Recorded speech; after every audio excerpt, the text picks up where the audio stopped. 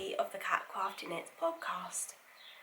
Episode 3, 4th time recording the intro. I've recorded the whole podcast once and I just have a really awful feeling that it's going to be unusable, so I'm filming again without even checking. Which means that all of the stuff that I want to talk about is all over the floor and I haven't tidied up. So let's see how this goes. I also had, this is the third episode, third camera.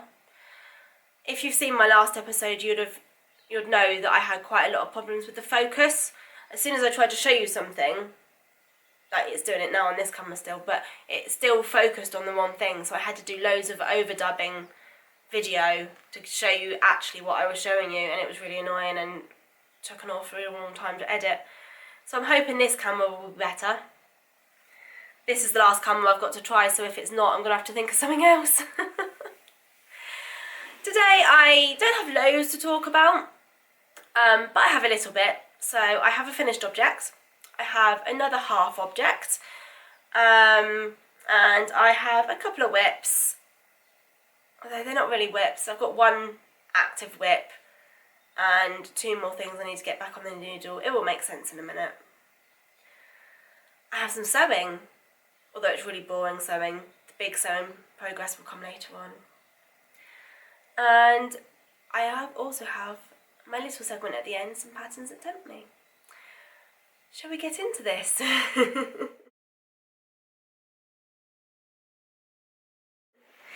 So, first of all, I am going to show you my revival jumper. This is my finished object. This is a pattern by Ankestrick and is a contiguous top-down jumper with set-in sleeves. There's the contiguous shoulder, if you can see it. My sleeve. I'm going to insert the video for this because it's just impossible to show you and I didn't want to wear it because it's too warm. This jumper I completely winged. The pattern calls for just finger and weight yarn on, I think, a 3.5 millimetre needle. This yarn I used is by the wonderful Chromatic Yarns, Hannah of the Corner of Craft. It's the finger and weight, but I wanted to hold it, as you can probably see. There's the halo, look how lovely is that. I wanted to hold it with some Rico mohair. Usually mohair and fingering together they kind of make a DK worsted sort of weight garment, don't they? That's generally what people or designers have used that combination for. So to use the mohair on a fingering pattern with finger and weight yarn, I was a bit dubious as to kind of what gauge I was going to get, how that would go. So that was a bit of a moment where I thought, what am I doing? Well, to top that, I then decided not to swatch, because who's got time for swatching? That's really bad because I've got time for swatching because I've got a swatch to show you later. But yeah, I didn't swatch, so I guessed how that might go. I went up a needle size to account for the heavier weight fabric, and I also guessed the size too, because how can you pick a size if you don't know what your gauge is going to be? Do as I say, not as I do is the motto here, isn't it? That being said, I'm really pleased with how this has come out. The pattern is much more fitted than mine. Mine is definitely an oversized garment. I probably could have sized down again. So when I picked my yarn and my needles, I sized down from what I normally would pick, guessing that it would end up being bigger than it should. It actually ended up being even bigger again, so I probably could have sized down another size again. But do you know what? I would much rather an oversized garment than a too tight garment that I'm not going to wear. Particularly as with the mohair, this is pretty warm, so at least it's a bit warm and flowy. Yeah, otherwise I'm really happy with how this has come out. I did everything to the pattern other than those things.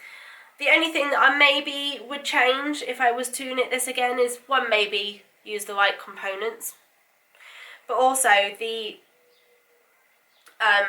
decreases for the tapered sleeve are spaced all the way down to the sleeve, which then meant that by the time I'd worked the last ones, there were no space for like any change of length, which is fine because they are fine as they are, but they are long. Like I probably could have worked my decreases closer together and had a slightly shorter sleeve.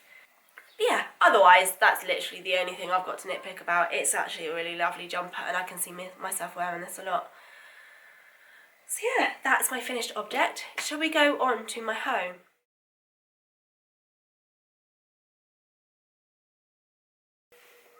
I don't know what I've done with it because I've thrown everything around so much. Oh, it's right here.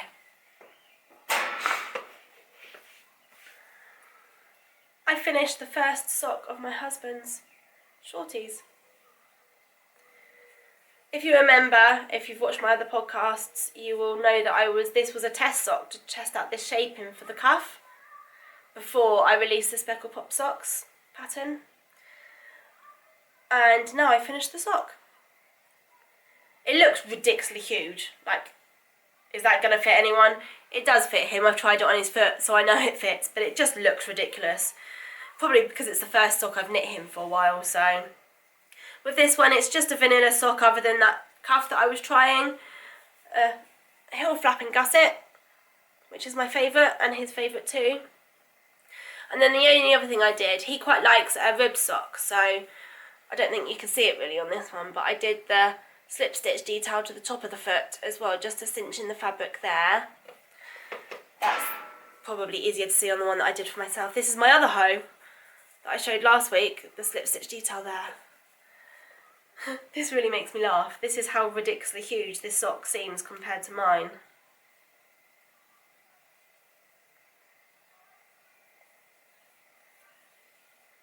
Like, his is a 72 stitch sock on 2.5mm needles, whereas mine is a 64 on 2.25. And he's obviously got a bigger foot than me. So that's the real reason that it just looks ridiculous. But yeah, it just feels really... After knitting a sock this size, knitting one this size is bizarre. So yeah, they are my two hoes. The other two socks aren't even started. Like, this was a hoe on the last episode, which I filmed like 3 weeks ago, and it's not been cast on the second sock. This one's only been finished a few days, but I also haven't started on the second sock there either. I literally just need to get these both on the needles, don't I, so I can just grab and go.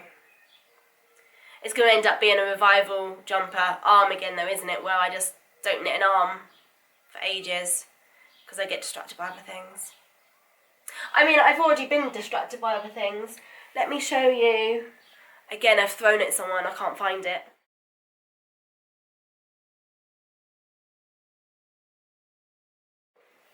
My new swatch.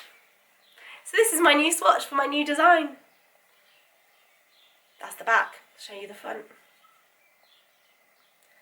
This is, it's not named, I don't know what it's going to be called yet. This is going to be a super snuggly jumper. This is Drops alpaca boucle yarn with their merino DK. Again, I can't remember the names exactly, so I'll put them on the screen. The idea for this, it's going to be a top-down contiguous shoulder jumper. I might also do a slip over too, because I really want a new slip over, and who doesn't want a snuggly slip over as well? So there might be two patterns in this. Anyway, the idea for this pattern first came end of last year, so December last year, when we were sat in our office that is above our garage, that isn't heated, in like sub-0 degrees heat. It was so cold.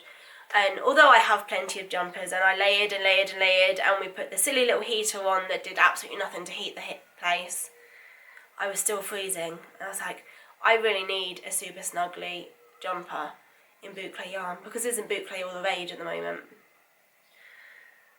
I bought the yarn, and then it sat and hasn't been used because I wanted to finish other things first. So now we have a log burner in our office, and it's not cold anymore, and it's now quite sunny outside and going to go into summer, I'm going to start knitting a winter jumper. Because I'm such an idiot, aren't I? This is 2 strands of the boucle held together, and then the contrast, which is going to be like the trimmings as such, I guess you could call them, you know, like a roast dinner trimmings. Yeah, I forgot what I was going to say. So yeah, main body, cuffs, necklines, etc. in the other colour. And yeah, I'm excited about this one actually, even though I'm going to be knitting it over summer. It's just so soft. So soft. The only thing that worries me about this pattern, and I haven't started any of the kind of looking into how it's going to come together yet, that's my job for later this week. My main concern about this is because I am going to use the contiguous shoulder method for it, it might take a few goes to get right, and this yarn is going to be an absolute nightmare to frog. Which brings me on to the other thing I wanted to chat to you about. In my last episode, might have been the first episode, I think it was the first episode, I chatted about my brioche jumper that I had on the go, the Belladonna jumper or Beldon jumper. And I wasn't sure whether I was going to frog it because I wanted to use the yarn possibly for another brioche jumper. Well, I've decided I'm not going to use it for the other brioche jumper because I don't think I have enough of the yarn, so it's kind of pointless if I just think I'm going to run out. But this is a heavy DK, like it's 230 grams or 230 meters per 115 grams. I got there eventually. So this is quite chunky, and this is 2 strands of boucle together. So I think I can possibly, I'm going to obviously swatch it, I think I can get the same weight from this and this. So I might knit this twice at the same time. This one first being the one that's going to be much easier to frog if I don't get the shaping quite right or if I need to change something. And then this one for the fluffy option. I think I also quite like this idea because boucle yarn is quite a fad at the moment. It's quite in fashion. People like it. It's around a lot. But it's also one of those yarns, a bit like slub yarn was a couple of years ago, that will probably go not so popular again. But a good old DK, or a chunky DK to worsted weight, that's kind of not going to go out of favour, is it? So I think having, and also this is just not going to be in some people's idea of what is a good idea to knit with or something they're not going to want. So I think having something that's much more versatile alongside this one is quite a nice idea. The only thing is, even with this held double, this is quite light fabric, whereas this will create a slightly heavier fabric probably. Yeah, I think it's worth the go. It's worth experimenting with, right? Let me know what you think. This is going much better than last time I filmed it.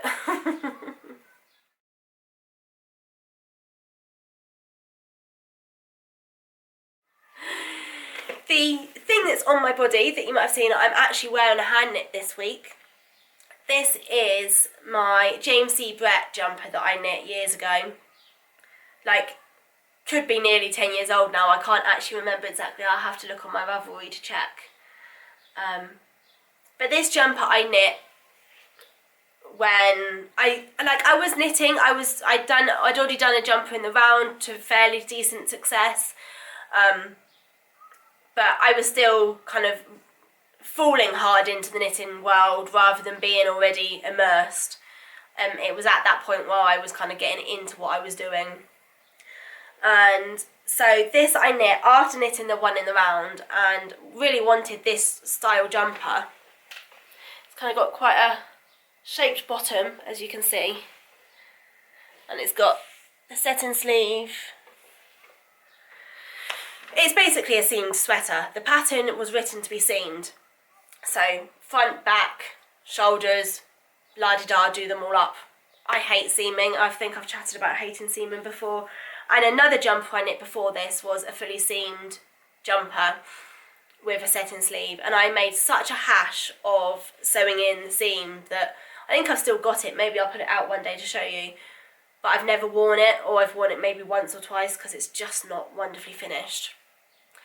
So with this one, I kind of wanted to avoid having to do those seams. So with this one, I did the front, it's bottom up, so I did the front and the back shaping at the bottom separately, and then joined in the round to do the body.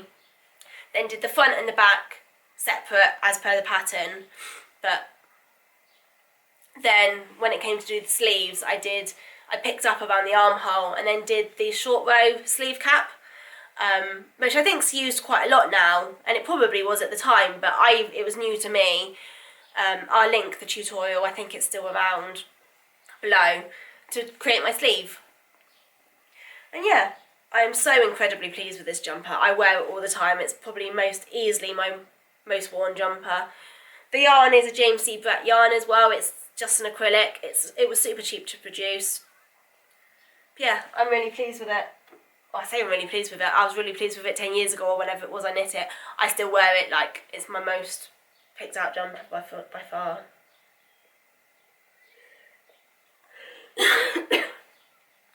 Since our last podcast, I've been ill again. It's really rubbish. Like, it wasn't even a that bad cold, but like, kids just bring everything home. Like, we had Easter break and both kids went back to school. Well, a week goes past them being back and they bring something else home. And Oscar likes to death cuddle me at night. Like, he'll stay in his own bed for so long and then he will wake and want to cuddle, so I then go in and cuddle him. Which is fine, but he literally death cuddles. He's right round me, his face in my face, and he coughs and splutters in my face, in my eyes, in my mouth. Like, there's no way I ever escape whatever he's got, and he gets everything. It's really annoying. So yeah, apologies if I'm a bit tickly and a bit coughy.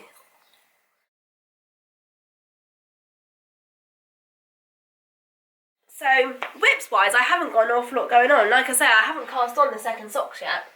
So my only other whip is my shawl, as you've seen several times before. Where the marker is there is how much I've made progress since last time I spoke to you. And I'm not going to go into this great details. You can see it's getting wider. It's still not the length I'd like it to be for the middle. Stabbing myself in the head. But it's getting there, I think. It is getting there. So yeah. That's the only thing I've kind of got actively on my needles right now. So that needs to be rectified.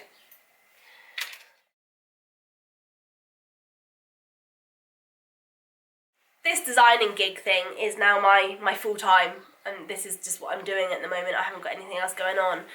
I say, like I'm not busy. I'm always busy. There's always stuff to do. But yeah, this is my full-time gig at the moment. And trying to make a business of this is where my priorities are at the moment. So with that, all of my craft is my job as such at the minute. So I think it's quite important for me to get something else on the needles that is just a project for me. And I don't know if I said at the beginning, I can't remember what I said this filming of the episode or the last one that was awful. But I think that's why I've been gravitating towards my spinning a lot in the evenings, because my spinning is just for me.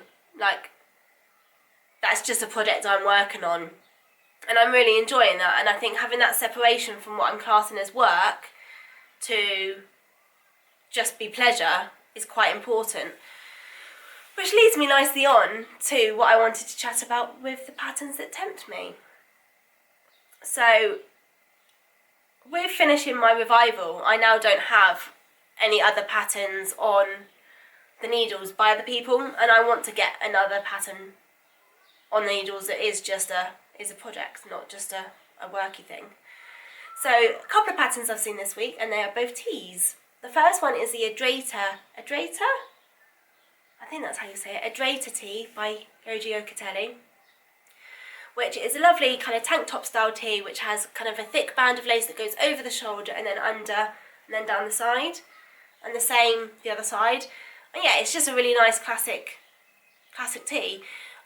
It's knit in 4-ply, and depending on your size, if you're one of the smaller sizes, you can probably get it out of just one skein.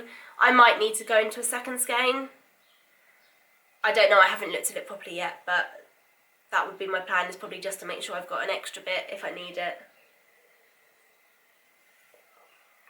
So that's a really pretty pattern. And then along the same lines is the adorable Gabriella tee by Dorothy Officiliers, I think her name is. I've probably really butchered that, so apologies about that. And again, is it actually another kind of like a t-shirt style tee, so it's got like little arms down here, and it's got, I think it must be a raglan. I didn't actually look that closely before podcasting, but it's got like a section of sleeve that goes over the shoulder and then down into the sleeve, and that's all lace. And then that lace is kind of continued down the side, a bit like the other one. And that's on both shoulders. And then it's got like a mainly stockinette body, which is the same as the other one too. There's a little bit of a theme in the style of the garments I'm looking at this week, isn't there? So yeah, there's those two. So yeah, that might hit my needles. They might be quite nice projects actually, if I am going to start something that's not a me design again. Because they are tees, they don't have arms that I might falter on, like, and they've always got some sort of interest with the lace. So yeah, have you seen anything out there that has really caught your eye pattern wise? I'd love to hear. Share with me what you think I might knit next, or what you think I should knit next. That'd be really cool. Pick something for me and I'll knit it. I might. I'm not actually promising that at all. So yeah.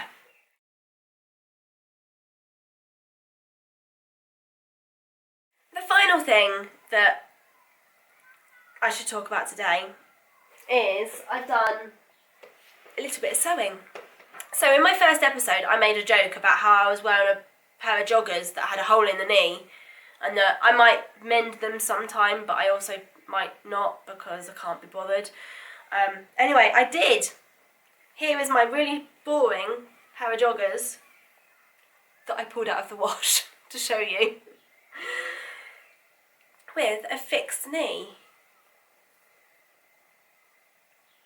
I'm not sure if that's going to show up properly, it's all a bit glary, isn't it?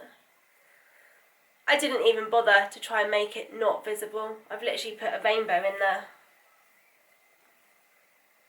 Don't know if you can see the rainbow.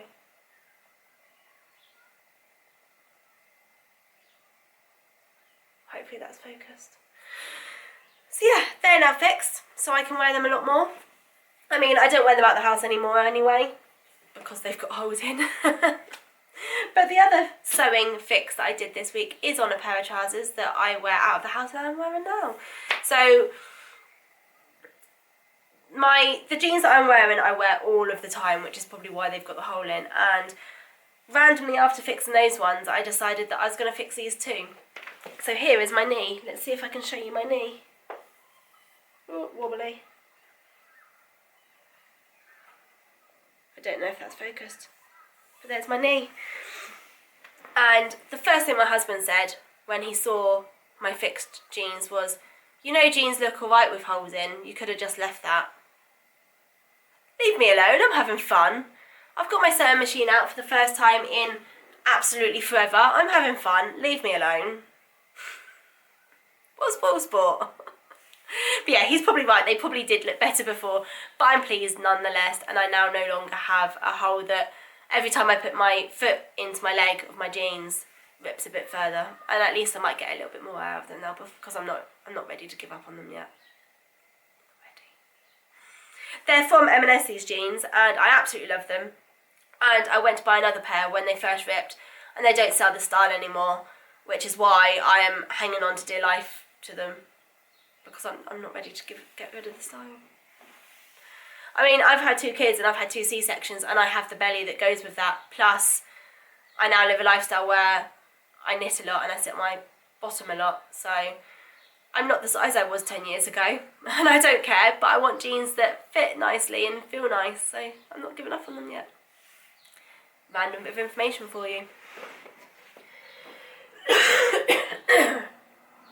I need to stop talking soon because this little tickly cough's getting really on my nerves, and you don't want to hear me cough and sputter, do you? And on that note, I think that's everything I've got to talk about today. I hope you enjoyed listening to me rabbiting on about what I'm doing in my life, my life's achievements and goals since the last time I chatted. If you did like what you see and you haven't subscribed yet, then please do click that little like button and leave me a comment. Let me know what you liked and disliked about the episode, whether you've got any recommendations patterns wise for me. Yeah, I'd like to hear from you. It's lovely chatting with you all. Thank you very much, and I will see you next time. Bye bye.